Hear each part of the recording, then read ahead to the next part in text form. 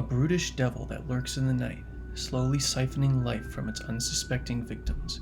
The Nergaliid is a formidable foe and a near-perfect first boss for your Dungeons & Dragons campaign.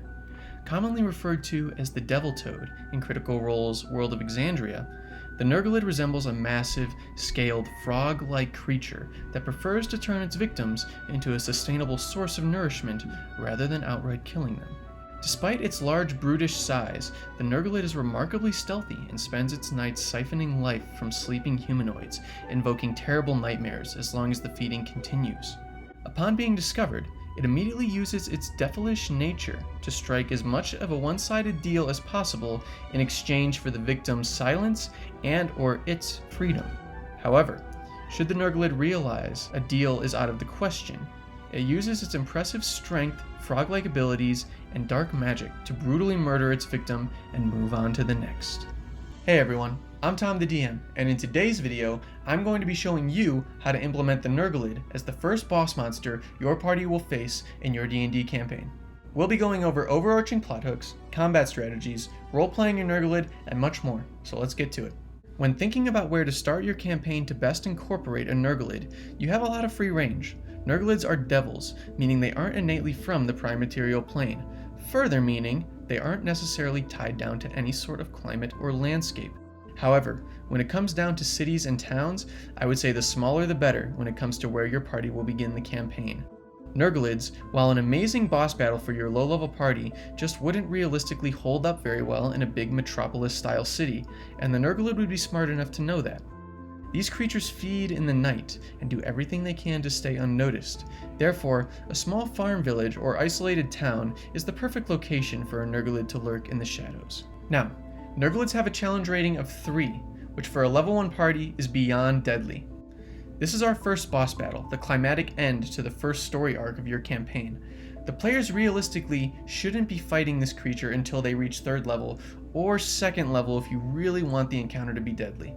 The way we are going to incorporate your Nergaliid into the starting town is by giving it a personal connection to one of your players.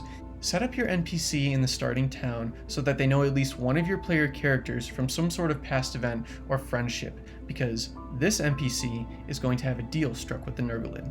In a previous campaign I ran, I made the Nergaliid strike a deal with an elderly elf named Sivian, who was relatively close with one of the player characters. In exchange for enough gold to renovate and save his beloved tavern from going out of business, Sivian would kidnap elderly townsfolk and bring them to the Nergaliid for it to consistently feed on. The Nergaliid likes to stay hidden, and in this specific case, it's hidden in the cavernous cellar of Sivian's tavern. So throughout your first session or two of the campaign while the players are exploring the town, set up your Nergaliid's presence as a mystery to be solved. When they are exploring the town, put up wanted signs of someone or something stealing the elderly. Have the town crier yell for families to retire before sunset. This will no doubt intrigue the players, but it will not give them enough information to immediately draw conclusions. From here, you can pretty easily tie this plot hook into the classic low-level bounties or fetch quests that the party will go on to gain some XP and earn reputation with the town. This is your chance to make it a bit more personal. Theme any wanted boards or simple questions as a call to eliminate this issue. Perhaps a pack of goblins was sighted a few miles into the woods, or a group of local thugs have been accused of raiding the homes of the elderly at night and disposing of their bodies. The important thing here is that even when the party completes these quests, the elderly still go missing every couple nights. Something else important to note here. If your party is out in the town streets at night after completing any of the initial quests, give them a chance to spot something suspicious. In my previous campaign, I had Sivian sending his young, strong nephews to take elderly people in the night. Give your players a chance to possibly see this in action with some perception and stealth checks, and possibly create a small encounter involving these 2 nephews. The important thing here in this encounter is to do everything you can to make sure the nephews run away and evade the party. This will immediately set the party off in the right direction, however, with the wrong idea that these 2 delinquent kids are the ones behind this dubious plot. This will make it even more impactful when your party finds out the truth about the Nergaliid. Whether your players make the connection to Sivian's nephews or not, they will inevitably go see him because they know him. Players 9 times out of 10 will go visit the NPCs that they have a previously established relationship with, especially this early in the campaign. This is where you can roleplay Sivian as a little more nervous or strung up than the player perhaps remembers. You can describe him with large bags under his eyes, a bit more frail than they last saw him. Be sure to include the nephews working around the tavern as well. If your party isn't really getting the hint, even have Sivian pull the player character he is closest with aside and confide in them to visit the tavern after close, because he has an emergency that he's too scared to bring to the guards. Later that evening, the players will more than likely go to Sivian's tavern to inquire about his emergency.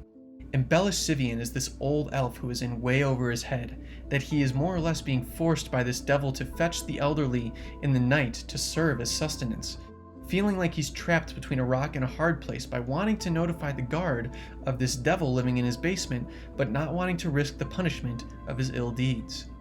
This will also give the party an important decision to make, which will likely lead to some good roleplay and inter-party dialogue. What do they do with this knowledge? Will they play into their friendship with Sivian, kill the Nergaliid and let him walk free of consequence? Will they immediately sell him out in effort to gain a reputation with the city? Most likely something in between. But now your party knows the truth, and it's time to venture into the cellar to face this foe. First, the party makes their way down the stairs into the stone cellar. It is dark, humid, and smells of old rotten wood along with the scent of various vegetables. There is nothing out of the ordinary here in this chamber, but any player with dark vision would notice a large broken hole in the stone wall on the far side of the chamber.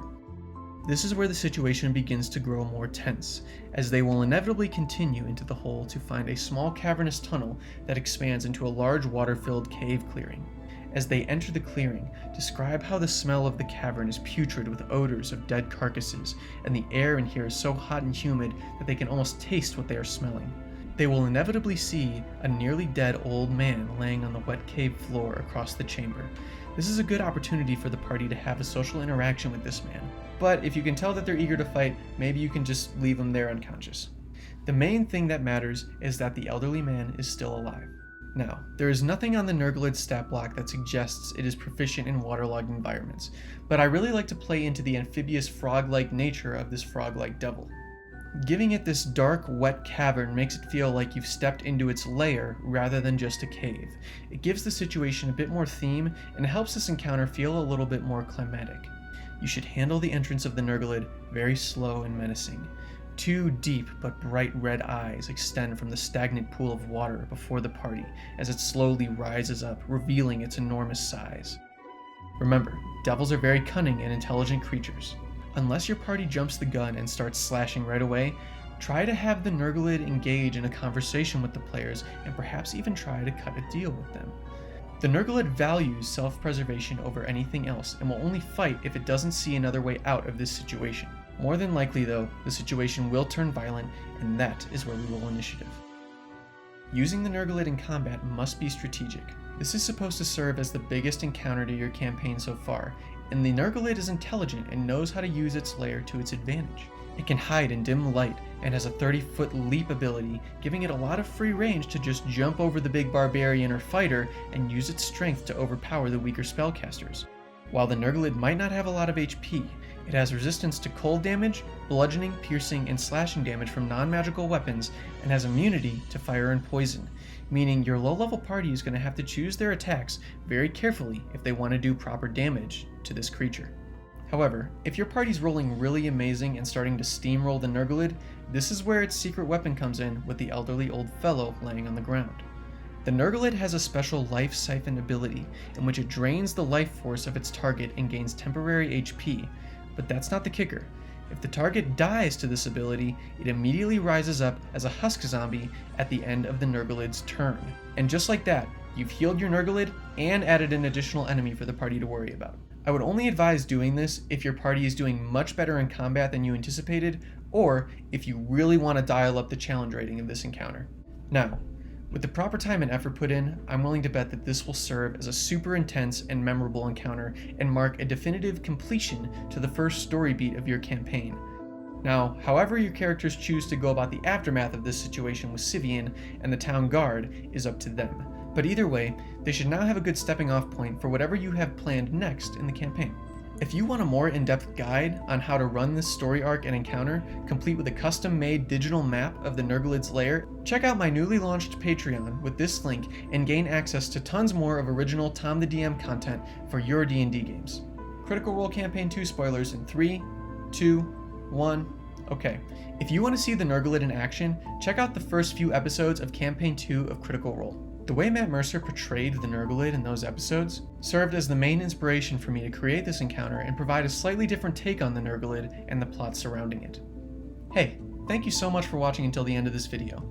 As you can probably see, this is my first video in a very long line of Tom the DM content that I plan to be releasing. There's much more to come, so be sure to like this video, subscribe to my YouTube channel, and join my Patreon for more exclusive Tom the DM content like this and plenty more.